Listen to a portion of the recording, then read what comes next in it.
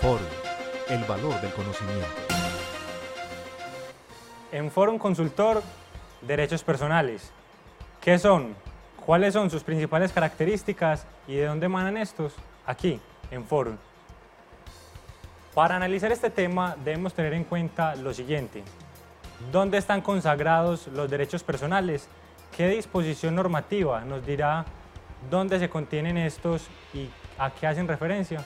Pues bien, observamos que en el Código Civil, en el artículo 666, nos indica lo siguiente. Veamos, derechos personales o créditos.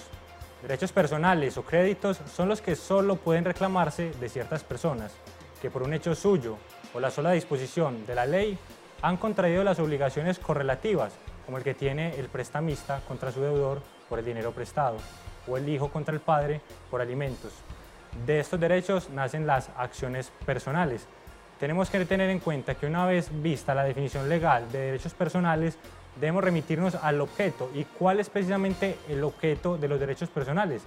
Y encontraremos que el objeto de los derechos personales siempre va a recaer sobre una conducta humana, es decir, para este caso, obligaciones de dar, obligaciones de hacer, o también podría darse el caso de obligaciones de no hacer.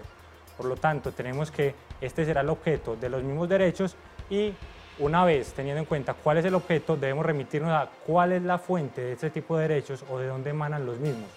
La doctrina ha definido que son tres las fuentes de las obligaciones o de los derechos personales. ¿Cuáles son? Observemos.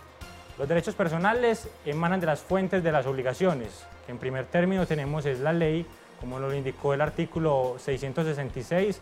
Un ejemplo claro de ello es el derecho que tiene el hijo con el padre a cobrar alimentos, en este caso un derecho en favor del hijo, una obligación para el padre. Tenemos también que fuente de la obligación o de los derechos personales son también el negocio jurídico. En el negocio jurídico debemos remitirnos ya a una división del mismo. ¿En qué sentido?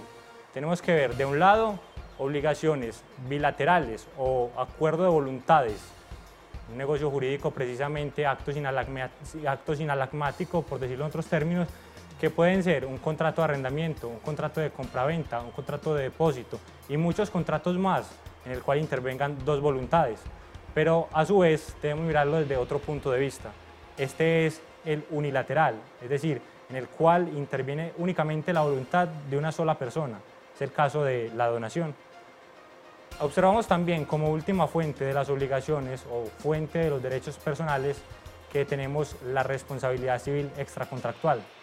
A diferencia clara del negocio jurídico, en esta no hay un contrato previo o no hay un vínculo contractual que anteceda precisamente a la relación que se causa o a la obligación que se causa entre el sujeto activo y el sujeto pasivo, que para el caso de los derechos personales hablamos de un acreedor y un deudor.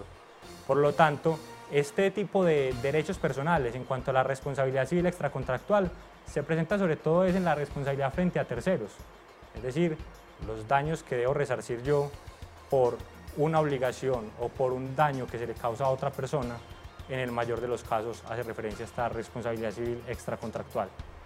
Estos son algunos tips y recuerde que si usted quiere ampliar más información acerca de este tema y muchos otros temas, podrá consultar en nuestra biblioteca en www.forum.com.co.